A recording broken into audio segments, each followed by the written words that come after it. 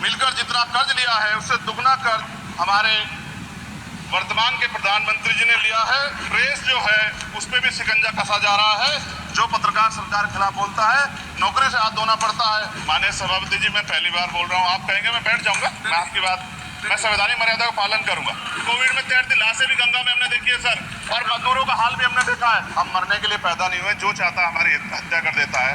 मूछे रखने पे, घोड़ी पे बैठने पे, मटकी छूने पे हमारी हत्या हो रही है। क्या बदला है सर 70 साल बाद भी? देश किसी की बपोती नहीं है।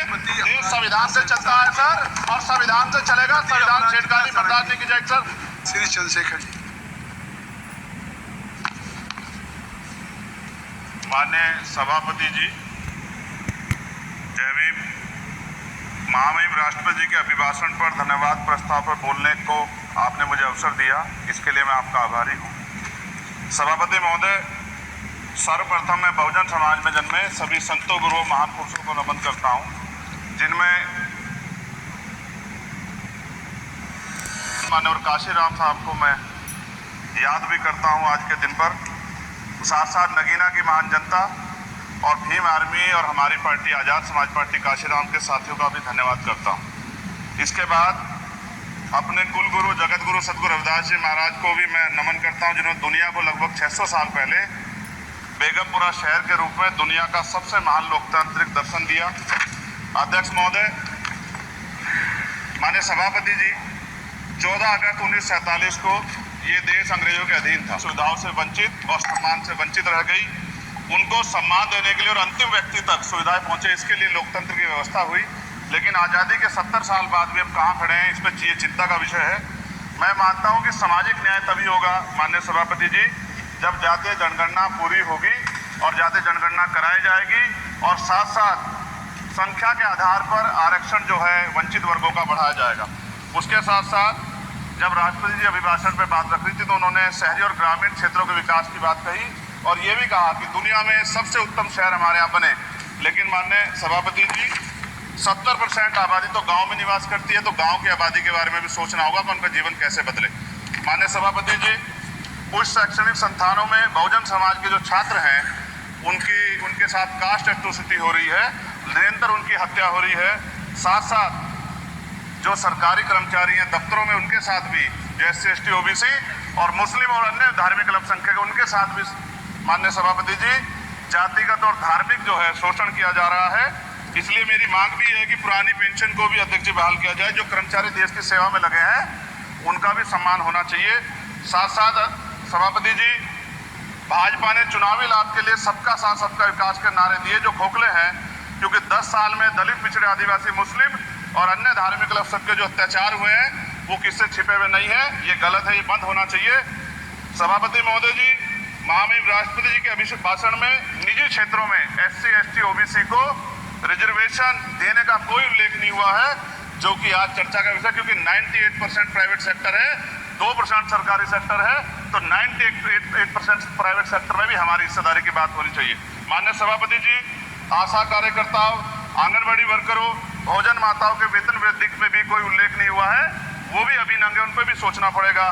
माननीय सभापति जी, जिस क्षेत्र से मैं चुन के आऊँ नगीना से, वो बहुत पिछड़ा क्षेत्र है। उस क्षेत्र में कोई विशेष आर्थिक पैकेज नहीं दिया गया, रोजगार की सेवाएं नहीं है, नौजवान पलायन करता है। IIT, IIM, एम्स, केंद्रीय विद्यालय आदि शिक्षा में और चिकित्सा संस्थानों की स्थापना होनी चाहिए, जो कि नहीं है। और माननीय सभापति जी, मानसून सत्र आ गया है, मेरा क्षेत्र बाढ़ से बहुत प्रभावित है, इसलिए मैं आपसे आग्रह करूंगा कि वहां के लोगों को बाढ़ से निजात दिलाई जाए। माननीय सभापति जी, चीन हमें आंख दिखा रहा है और लगातार हमारे देश की सीमाओं में घुसपैठ कर रहा है, इसलिए अग्निवीर योजना को हटाकर पुनः सेना भर्ती शुरू की जाए, और साथ साथ भारत की सबसे प्राचीन व बहादुर रेजिमेंट में से एक चमार रेजिमेंट को पुनः बहाल करा जाए, ऐसा भी मेरा आपसे आग्रह है। माननीय सभापति जी, पिछले सारे प्रधानमंत्रियों ने मिलकर जितना कर्ज लिया है उससे दुगना कर्ज हमारे वर्तमान के प्रधानमंत्री जी ने लिया है। किसान अगर अपना कर्ज माफ कराने के लिए जाता है तो लाठी झेलनी पड़ती है, जबकि सरकार ने धन्ना सेठों का 15 लाख करोड़ रुपया माफ किया है। इस ओर हमें ध्यान देना पड़ेगा, हमारी आने वाली पीढ़ियों को ये कर्ज चुकाना पड़ेगा। माननीय सभापति महोदय जी, किसानों को MSP की लीगल गारंटी तथा किसानों का कर्ज माफ होना चाहिए। साथ साथ 2 अप्रैल 2018 को SC/ST के बच्चों पे बहुत बड़े पैमाने पे मुकदमे लगे थे। वो हमारी लड़ाई सही थी, ये सुप्रीम कोर्ट ने माना और बाद में सरकार ने माना। वो मुकदमे तुरंत वापस होने चाहिए। माननीय सभापति जी, प्रेस जो है उस पर भी शिकंजा कसा जा रहा है। जो पत्रकार सरकार के खिलाफ बोलता है नौकरी से हाथ धोना पड़ता है, और सोशल मीडिया हमारा हथियार है, उस पर तरह तरह के प्रतिबंध लगाए जा रहे हैं और विरोध करने वालों को सोशल मीडिया हैंडल भी सस्पेंड करा दिए जा रहे हैं। साथ साथ सभापति जी, पेपर लीक और परीक्षाओं के कैंसिल होने से देश के नौजवानों का भविष्य खतरे में है। नीट, यूपी सिपाही भर्ती सभापति जी और 69,000 शिक्षक भर्ती में आरक्षण घोटाला हुआ है, कोई पूछने वाला नहीं, खून के आंसू रो रहे हैं बच्चे, बेरोजगारी का दर्द युवा झेल रहे हैं। इसलिए मेरा आग्रह है कि युवाओं के लिए कृपया समाप्त करें। माननीय सभापति जी, मैं पहली बार बोल रहा हूँ, आप कहेंगे मैं बैठ जाऊंगा, मैं आपकी बात, मैं संवैधानिक मर्यादा का पालन करूंगा, मगर हम तो माननीय सभापति जी सुन ही रहे हैं। आप बोलिए, 1 मिनट। धन्यवाद। 1 मिनट और बोलिए। अध्यक्ष सभापति जी, नारी सम्मान की बात करने वाली सरकार, हमने मणिपुर देखा सर, हमने पहलवान बेटियों का हर्ष देखा सर, और हमने सर हाथरस की बेटी का हर्ष देखा सर, और हाथरस के परिवार को जो वादा किया था सरकार ने वो भी पूरा नहीं किया। और महिलाओं में भी, स्पेशली दलित, पिछड़े और मुस्लिम वर्ग की, आदिवासी वर्ग की महिलाओं के साथ आज भी NCRB का डाटा कहता है सर जो जुल्म हो रहा है वो सहनीय नहीं है सर। साथ साथ कोविड में तैरती, हमने कोविड में बहुत सुना सर, कोविड में तैरती लाशें भी गंगा में हमने देखी है सर, और मजदूरों का हाल भी हमने देखा है। सभापति जी, मैं समाप्त कर रहा हूँ। नोटबंदी पे छोटे उद्योग की जो कमर टूटी वो भी हमने देखी है। सभापति जी, शैक्षणिक संस्थानों, विश्वविद्यालयों में, चिकित्सा संस्थानों में OBC ST के योग्य अभ्यर्थी को NFS करके जिससे निकाला जा रहा है, लेटरल एंट्री करके काम करते हैं वो लोग, वो राज्य के विषय हैं। आप सर, मैं आपके राज्य सरकार के लिए भी आपके संज्ञान में डाल रहा हूँ विषय सर। पुलिस सब जगह है सर, लेकिन सवाल ये है सर, बहुत पसीना बात है, 8 घंटे की ड्यूटी और वेतन विसंगति बॉर्डर स्कीम से उनको जो बाहर किया जाए। माननीय सभापति जी, 1 मिनट चाहिए सभापति जी। राष्ट्रपति जी ने धर्म के बारे में बात की थी, राम मंदिर से पहले हमारे गुरुघर तुगलकाबाद का फैसला आया था राष्ट्रपति जी, वो सभापति जी अभी तक दिल्ली में स्थित सतगुरु रविदास जी महाराज का गुरुघर नहीं बना। साथ साथ सभापति जी, अपनी बात को खत्म करते हुए मैं आपसे कहना चाहता हूं कि जितना देश दूसरों का ऐसा, जितना हमारा भी है, हम मरने के लिए पैदा नहीं हुए, जो चाहता है हमारी हत्या कर देता है। मूछे रखने पे, घोड़ी पे बैठने पे, मटकी छूने पे हमारी हत्या हो रही है। क्या बदला है सर 70 साल बाद भी? दलित, पिछड़े, मुसलमानों पे हिंसा नहीं रुक रही है सर। मेरा था या जहां कांग्रेस मेजर पार्टी थी और साथी के बाद 1-2-3 सीटें थी, वहां कांग्रेस का स्ट्राइक रेट सिर्फ और सिर्फ 26% है, 26% है। लेकिन जहां किसी का पल्लू पकड़ करके चलते थे, जहां वो जूनियर पार्टनर थे, किसी दल ने उनको कुछ दे दिया मौका, ऐसे राज्यों में कांग्रेस जहां जूनियर पार्टनर थी, उनका स्ट्राइक रेट 50% है। और कांग्रेस की 99 सीटों में से ज्यादातर सीटें उनके सहयोगियों ने उनको जिताया है। और इसलिए मैं कहता हूं ये परजीवी कांग्रेस है। 16 राज्यों में जहां कांग्रेस अकेले लड़ी, वहां उसका वोट शेयर इस चुनाव में गिर चुका है।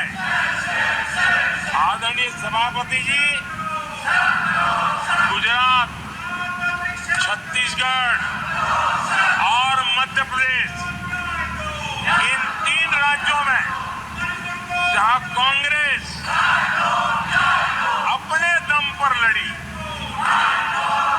और 64 में से 64 में से सिर्फ 2 सीट जीत पाई है। 64 में से इसका साफ मतलब है कि इस चुनाव में कांग्रेस पूरी तरह परजीवी बन चुकी और अपने सहयोगी दलों के कंधे पर उन्होंने चढ़ करके ये सीटों का आंकड़ा बढ़ाया है। वो अगर न खाए होते तो लोकसभा में उनके लिए इतनी सीटें जीत पाना भी बहुत मुश्किल था।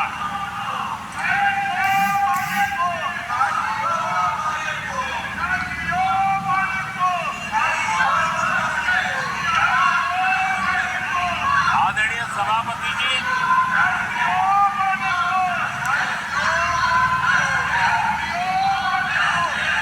ऐसे समय एक अवसर आया, देश ने विकास के रास्ते को चुना है, देश ने विकसित भारत के सपने को साकार करने का मन बना लिया है। सूफी और मौलाओं ने कहा कि दौलत दुनिया माल खजाना दुनिया में रह जाएगा और मुट्ठी बांध के आया बंदा हाथ पसारे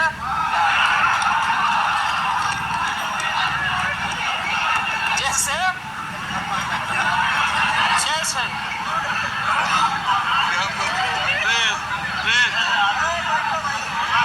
लेकिन ये जो मन है, ये जो मन है मानता नहीं। आपने कहा था यही, अरे बन रीता वर्मा, अभी भी आपका स्वाभिमान जगना चाहिए। अरे तुमको डिप्टी स्पीकर भी लोग नहीं बना सके। बैठ जाओ, इसलिए मैं कहना चाहता हूँ लालू प्रसाद जी,